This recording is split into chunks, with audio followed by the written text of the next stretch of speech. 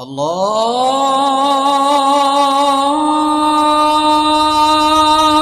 আকবার আল্লাহু আকবার।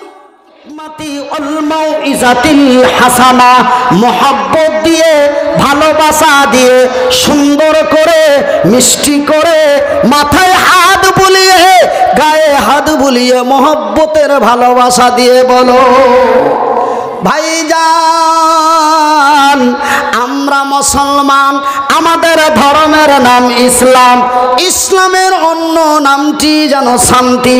হাত দুটি জড়িয়ে বলি আব্বা, হাত দুটি জড়িয়ে বলি বন্ধু, ভারতের মাটিতে কেউ অশান্তি ছড়ার চেষ্টা করবেন না। এই ভারতকে স্বাধীন করেছে মুসলমানেরা, এই ভারতে রক্ত দিয়েছে মুসলমানেরা। আমরা ভারতে রক্ত দিতে পেরেছি, ভারতে জীবন দিতেও পারব, কিন্তু ভারতের মাটি থেকে বাংলার মাটি যেতে পারি না। নারায়ে তাকবীর, নারায়ে তাকবীর, নারায়ে তাকবীর। আল ইসলাম জিন্দাবাদ, আল ইসলাম জিন্দাবাদ, আল কোরআন জিন্দাবাদ, আল কোরআনের আলো, আল কোরআনের আলো, আল হাদিসের আলো। কোরআন আছে যেখানে, আমরা আছি সেখানে। কোনো টেনশন করবে না, রক্ত দিতে পেরেছি, জীবন দিতে পারবো ইনশাআল্লাহ। বলুন সবাই বলুন ভাইজান বন্ধুরে। তবে শেষ কথার এক কথাই আপনাদের বলি, আমরা মুসলমান, আমাদের ধর্মের নাম ইসলাম, ইসলামের অপর নাম হলো শান্তি। তবে কথাটা বলার মেন উদ্দেশ্য হলো আল্লাহ এবং আল্লাহর রাসূলের বিধানের নাম হলো ইসলাম। আল্লাহ এবং আল্লাহর রাসূলের বিধানের নাম হলো ইসলাম। ইসলাম নারীদের যেই সম্মান দিয়েছে, ইসলাম নারীদের যেই মূল্য দিয়েছে, ইসলাম নারীদের যেই অধিকার দিয়েছে, এমন সম্মান, এমন মূল্য, এমন অধিকার বিশ্বের কোনো জাতি দিতে পারেনি, বিশ্বের কোনো জাতি দিতে পারেনি, পারবে না, পারেনি, পারবে না, পারলেও দেবে না। কটা কথা বললাম গো, কটা কথা বলেছি, তার প্রমাণ দিতে হবে কি হবে না? তবে ইসলাম, আল্লাহ এবং আল্লাহ রাসূলের বিধানের নাম হলো ইসলাম। ইসলাম নারীদের যে সম্মান মূল্য অধিকার দিয়েছে, এমন সম্মান মূল্য অধিকার বিশ্বের কোনো জাতি দিতে পারেনি, পারবে না, পারলেও দেবে না। আপনারা বলবেন মনিরউদ্দিন ভাই, ইসলাম নারীদের এমনই কি সম্মান দিয়েছে, ইসলাম নারীদের এমনই কি ইজ্জত দিয়েছে? ভাইজান বন্ধুরে, আমি মনিরউদ্দিন আমার ক্ষুদ্র শিক্ষা দিয়ে, অল্প বিদ্যা দিয়ে আপনাদের কাছে বলি, পবিত্র কোরআনটি খুলে দেখুন। এই পবিত্র কোরআনের মধ্যে মহান আল্লাহ রব্বুল আলামিন সুন্দর করে তার ভাষা দিয়ে বলেন, বিসমিল্লাহির রহমানির রহিম।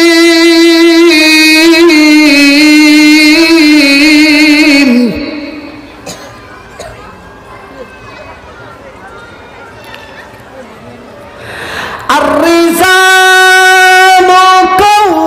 কাওয়ামুনা আলান নিসাই বিমা ফাজ্জালাল্লাহু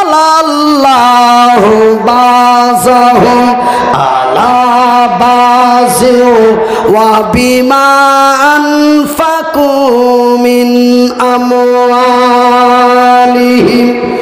আমার আল্লাহ রব্বুল আলামিন তার নিজের ভাষা দিয়ে বলেন, আর রিজাল রিজালু কাওয়ামুনা আলান নিসা, পুরুষেরা হলো নারীদের সংরক্ষণকারী, পুরুষেরা হলো নারীদের সংরক্ষণকারী।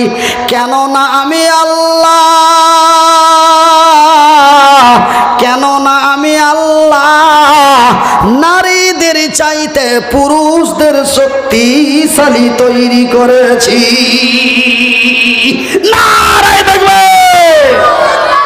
পুরুষের নারীদের চাইতে পুরুষকে শক্তিশালী করে তৈরি করেছি। তো একজন মেয়ে আমাকে প্রশ্ন করে ফেলল, সেটা হচ্ছে কোন জায়গা? ওই যে আপনার পশ্চিমবঙ্গ এবং উড়িষ্যার সীমান্ত, এখন একটা নতুন ডিস্ট্রিক্ট হয়েছে, ডিস্ট্রিক্টের নাম হলো ঝাড়গ্রাম। ওই এলাকায় এক জলসায় যায়, তো একজন মেয়ে আমাকে কথাটা বলা মাত্র একটা সাদা কাগজ আসলো 1 মিনিট পর। খাতার কাগজটাতে লেখা আছে আসসালামু আলাইকুম ওয়া রাহমাতুল্লাহ। ভাই মনিরুদ্দিন সাহেব, আমরা তো শুনেছি তিনি রহমান, তিনি রহিম, তিনি খালিক, তিনি মালিক, তিনি রাজ্জাক, তিনি সত্তার, তিনি জব্বার, তিনি হান্নান, তিনি মান্নান, তিনি দয়ালু, তিনি দয়াদাতা, তিনি অন্যায় বিচার করেন না, নাই বিচার করেন।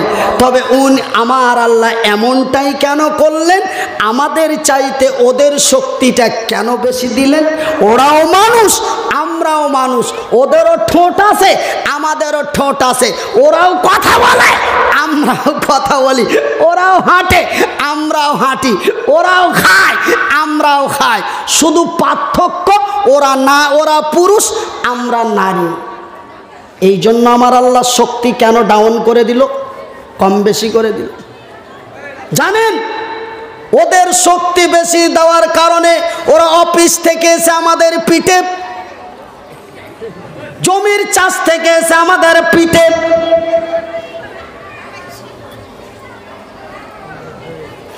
থানার অফিসার, থানা থেকে এসে থানার অফিসারের যে বউ, হাওলদারের যে বউ, ওরা বলছে ওরা ডিউটি করে এসে আমাদের ঠেঙায়। যদি সমান শক্তি দেওয়া হতো, ওরা আমাদের মারতে পারতো না, আমরাও যেন ওদের মারতে পারতাম না। ওরা মারলে আমরা ঠেকাতাম, আমরা মারলে ওরা ঠেকাতো। আমি বললাম, রে আমার মায়েরা, আমার বোনেরা, শুনে নিন, এই জন্য আমার আল্লাহ নারীদের চাইতে পুরুষদের শক্তি বেশি দিলেন। কেন দিলেন এটা আমি মনিরুদ্দিন বলি নাই, আমার আল্লাহ তার নিজের ভাষা দিয়ে বললেন, আমি আল্লাহ এই বিশ্বের নারীদেরকে অতি সুন্দরী করে, অতি রমণী করে, অতি সুন্দরী করে, অতি রমণী করে, অতি নরম করে, মায়ের জাতি করে, মায়ের সম্মান দিয়ে নারী জাতি করে তৈরি করেছি। এরা ঘরের রানী, ঘরে বসে থাকবে, ঠ্যাঙের উপরে ঠ্যাং দিয়ে ঠ্যাং হিলাবে। আর আমার মতো মনিরুদ্দিন, আমার মতো রইসুদ্দিন, আমার মতো জালালউদ্দিন, আমার মতো শামসুদ্দিন, আমার মতো আব্দুল্লাহ, আমার মতো আব্দুর রহমান, তারা অর্থ সঞ্চয় করে নিয়েছে ওই সুন্দরী রমণী বিবি সাহেবাগুলিরে যেন বাড়িতে বসে বসে সম্মানের সহিত খাওয়াইতে পারে, তাদের পরিচালনা করতে পারে, তাদের ইজ্জতের হেফাজত করতে পারে, তাদের যেন বাইকে করে ঘোরাতে পারে, এই জায়গা থেকে ওই জায়গা যেন নিয়ে যেতে পারে, যেন তাদের আরো সকালের খাবার, দুপুরের খাবার, রাতের খাবার দিতে পারে। এই জন্য আমি আল্লাহ নারীদের চাইতে পুরুষদের শক্তিশালী বানিয়েছি।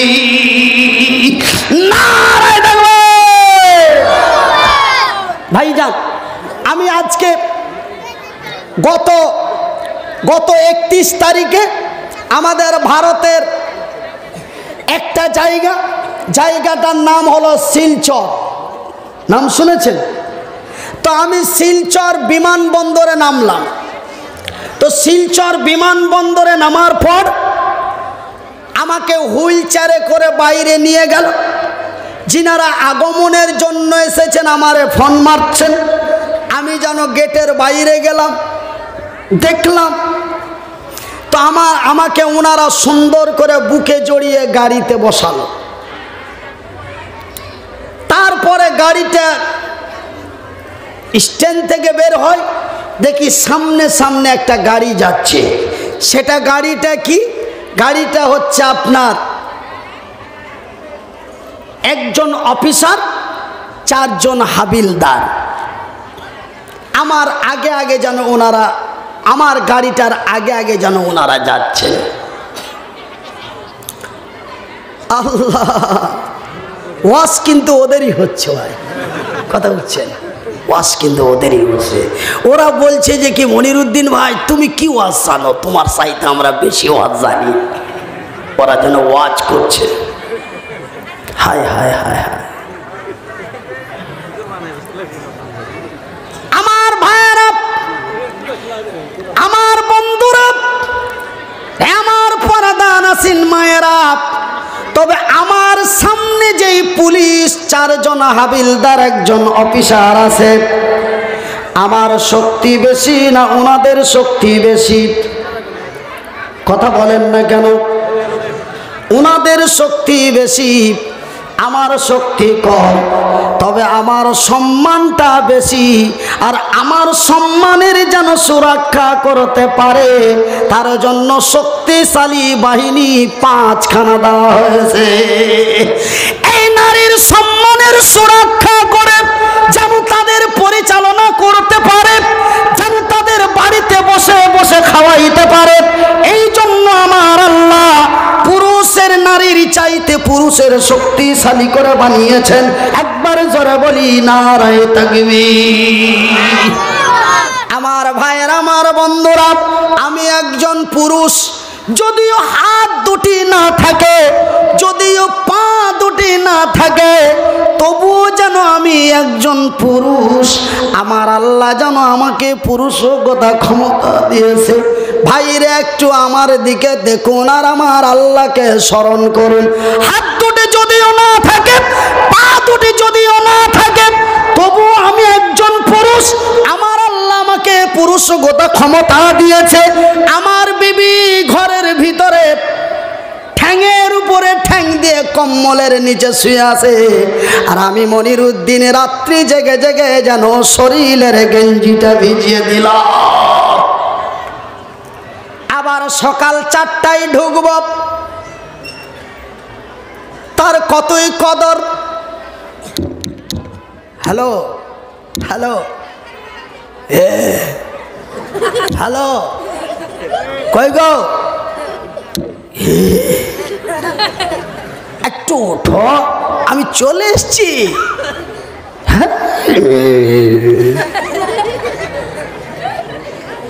আরো কত সুন্দর করে, একটু ওঠো, আমি চলে এসছি তো, এরা আবার বাড়ি যাবে, খোলো।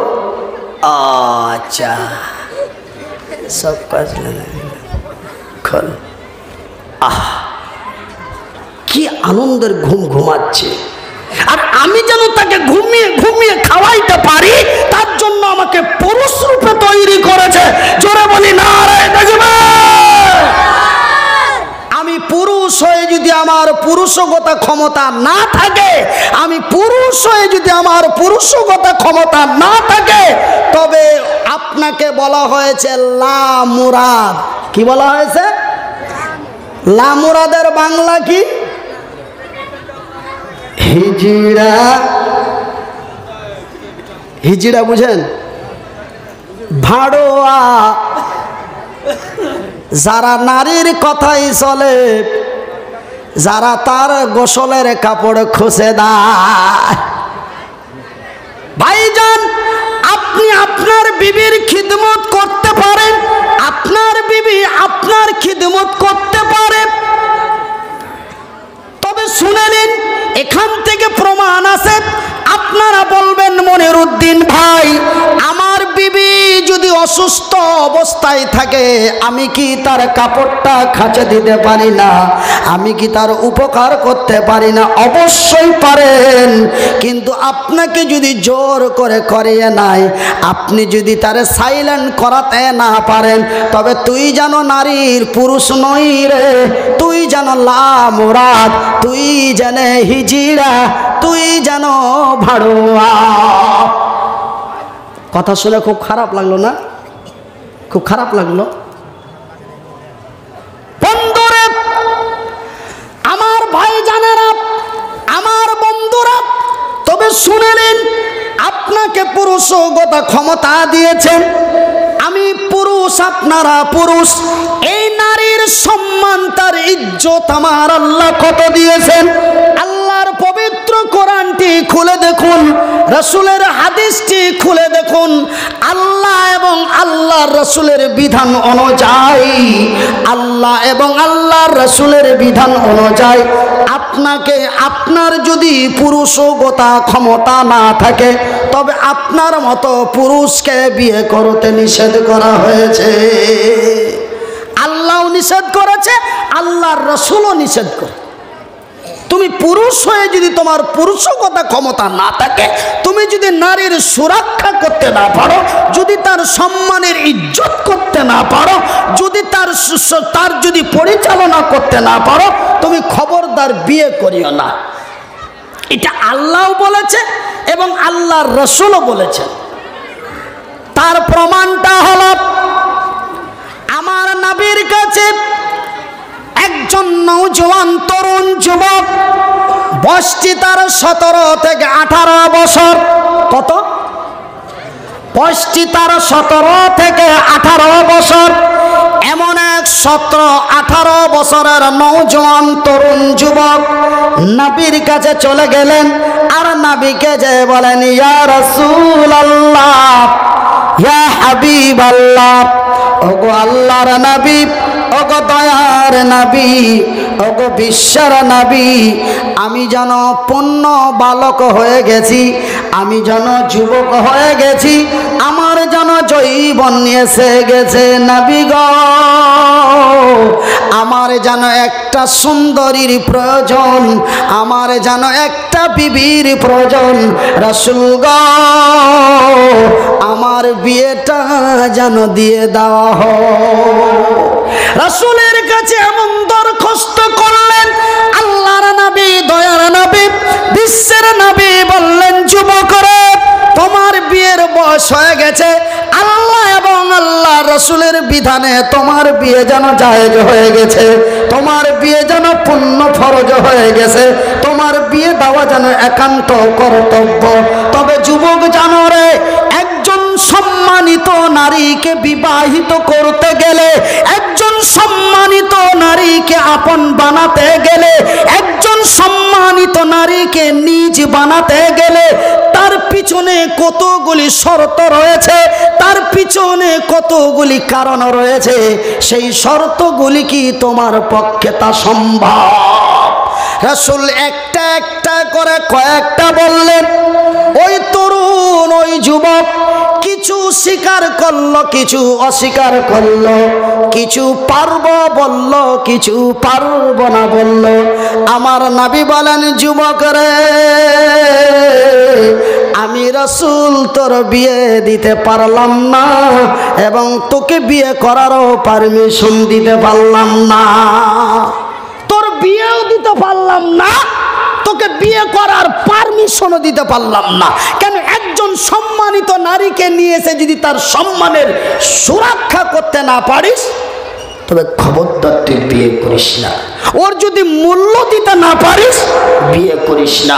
ওর যদি দাম দিতে না পারিস, বিয়ে করিস না।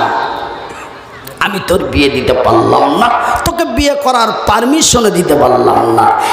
এই কথা রাসূল তাকে বলে আমার নবী তারে রিটার্ন করে দিলেন। নবী যখন তাকে রিটার্ন করে দিলেন, নবীর কথা অনুযায়ী যুবক উল্টো পিঠ দিয়ে হেঁটে পুনরায় ফিরে বলেন, ইয়া রাসূলুল্লাহ, ইয়া হাবিবাল্লাহ, আমার নবী নিষেধ করেছে, আমি বিয়ে করব না। কিন্তু নবী গো, রাত্রি বেলায় যে আমার ঘুম আসে না। দ্বিতীয় দরখাস্ত রাসূলকে করলেন, দ্বিতীয় দরখাস্ত নবীকে করলেন, নবী গো, আপনি বিয়ে করতে নিষেধ করলেন, বিয়ে দিতে পারলেন না, আমি তা করব না। কিন্তু নবী, আমার তো রাত্রে ঘুম আসে না, সারাদিন জেগে, সারা রাত জেগে জেগে থাকি, উপরের তারাগুলি গুনতে থাকি, একটু চোখটা বন্ধ হয়ে গেলে রুবেলের বনের কাছে চলে যায়, একটু চোখটা বন্ধ হলে পটলের খালার কাছে চলে যায়। আমার যে রাত্রি বেলায় ঘুম হয় না, আমাকে যে ঘুম আসে না। নবী বলেন, যুবকরে, তবু আমি রাসূল তোরে বিয়ে করার পারমিশন দিতে পারি না। আমি রাসূল তোকে বললাম, তোর যদি যৌবনের জ্বালা হয়, তোর যৌবন যদি তোকে জ্বালা দেয়, তোর যৌবন যদি তুই ধরে রাখতে না পারিস, আমি রাসূল তোকে বিয়ের পারমিশন দিতে পারি না। আমি রাসূল তোকে বললাম তুই রোজা রাখ। তবুও রাসূল তার বিয়ে দিয়ে দিলেন না, তবুও নবী তাকে বিয়ে করার পারমিশন দিলেন না। কেন? ওই যুবতী সুন্দরী সম্মানিত নারীকে নিয়েছে, যেন তুই ওর মূল্য দিতে যদি না পারিস, তুই যদি ওর সম্মান করতে না পারিস, খবরদার খবরদার, এমন সম্মানিত মায়ের জাত নারীকে নিয়েছে তুই অসম্মান করিস না। তবুও রাসূল তাকে বিয়ের পারমিশন দিলেন না, রাসূল তাকে রোজা রাখার পারমিশন দিলেন। তুই প্রত্যেক মাসে 3টে 4টে 5টা 6টা যটা পারবি তুই মাসে মাসে রোজা কর, তোর যৌবন নরমাল হয়ে যাবে, মাবুদের দিকে জিকির আজকারে লক্ষ্য থাকবে, তোর বিয়ের খেয়াল হবে না। জোরে বলি সুবহানাল্লাহ। ওগো মাতা, ওগো খালা, ওগো আমার বোন, ওগো মাতা, ওগো খালা, ওগো আমার বোন, এ পুরুষেরই কাছে নারী অমূল্য রতন। আল্লাহ তাদের কতই সম্মান মূল্য দিয়েছে গো। আপনাদের মেজাজ কিন্তু আস্তে আস্তে খারাপ হতে লেগেছে না? 2012 সালে জলপাইগুড়িতে এই ওয়াজ চালু করেছি। ওয়াজ শুনতে শুনতে ওদেরকে তো খালি উপরে উঠাইতে আসি, উপরে দিতে আসি। 2টা লোক দাঁড়িয়ে বলছে, হুজুর ওয়াজ বন্ধ করেন। কেন ভাই, কি হলো? কি আমি কি কোনো ভুল করলাম?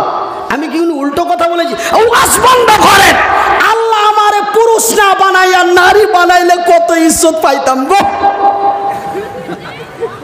আমরা পুরুষ হয়েছি, তার জন্য আমাদের কোনো মূল্য ইজ্জত কিছুই নেই। শুধু আপনি ওদেরকেই বলতেছেন, ওদের এতই সম্মান।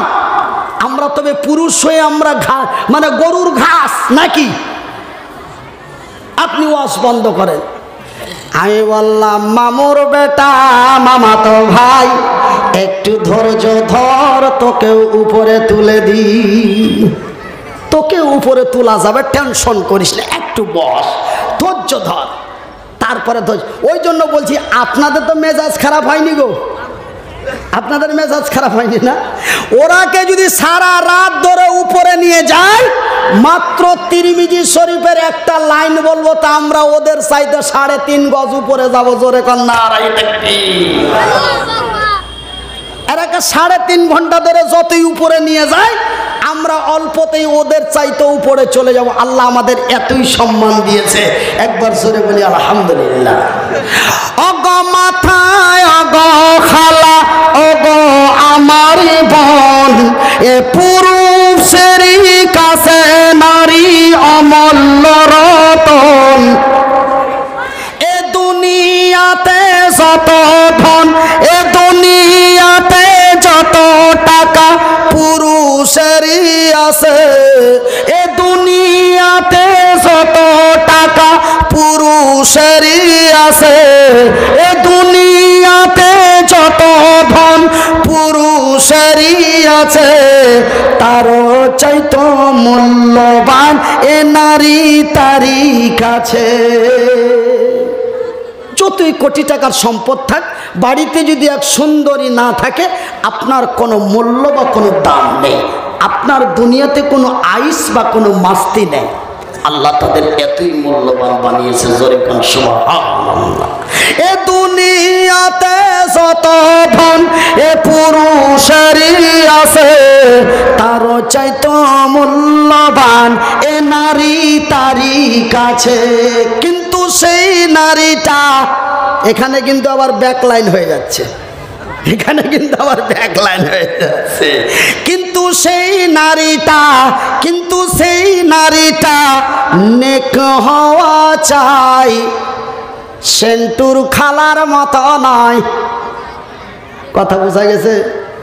কারা কারা বুঝেছেন একটু হাত তুলে দেখি। সেন্টুর খালার মতো নয়। আমাদের দক্ষিণ পাড়ার সেন্টুর খালার 4টা পার্টনার আছে, 4টা। কটা গো? 4টা। কখনকার মোটর সাইকেলে, কখনকার 4 চাকায়, কখন রুবেলের গে 5 তলায়, কখন করিমের গে লেসু তলায়। ওর বিচার করতে করতে এলাকার লোক খাস্তা না। এমন না, কেমন সলেহা, বাংলায় বলে নেক নারী। এমন নেক নারী যদি আপনার বা আমার ঘরে থেকে যায়, আপনি এবং আমি আল্লাহর ইহকাল এবং পরকাল বড় সাকসেস হয়ে যাব, জোরে বলি আলহামদুলিল্লাহ। কিন্তু আপনার বা আমার বাড়িতে যদি রুবেলের খালার মতো কোনো নারী এসে যায়, আপনি এখানেও বরবাদ, ওখানেও সর্বনাশ, শেষ। তবে বলবেন মনিরউদ্দিন ভাই, নেক নারী কারে বলে? আমার কবি বলছেন, অগ মাতা অগ খালা, অগ মাতা অগ খালা, অগ আমার বোন, তোমাদেরই আরো কথা, তোমাদেরই আরো কথা শুনে দিয়া মন। যে নারী পঞ্জিগানা, সে নারী পঞ্জিগানা নমাজ পড়িবে। আর যে নারী রমজানের, আর সে নারী রমজানের রোজা কভু না ছাড়িবে। আর যে নারী ইজ্জতের রাখিবে খেয়াল, আর সে নারী ইজ্জতের রাখিবে খেয়াল। এ স্বামীর সেবা করে যাবে, এ স্বামীর সেবা করে যাবে, বাঁচে যত কাল। তবে কি হবে? তাহার জন্য আল্লাহ তাআলা, ওই নারীর জন্য আল্লাহ তাআলা, ওই মেয়েটির জন্য আল্লাহ তাআলা জান্নাত খুলে রবে। যেই দরজা দিয়ে ইচ্ছা, যেই দরজা দিয়ে ইচ্ছা জান্নাতে চলে যাবে। তবে ভাইজান, এমনি করে করে করে করে করে একটা একটা একটা একটা করে যদি নারীর সম্মানের কথা, মূল্যর কথা, অধিকারের কথা যদি বলা যায়, তবে আজকের মতো রাতগুলি প্রায় 36টার মতো লাগবে, জোরে বলি সুবহানাল্লাহ। আল্লাহ তাদের এতই সম্মান দিয়েছে, জোরে বলি সুবহানাল্লাহ। ভাই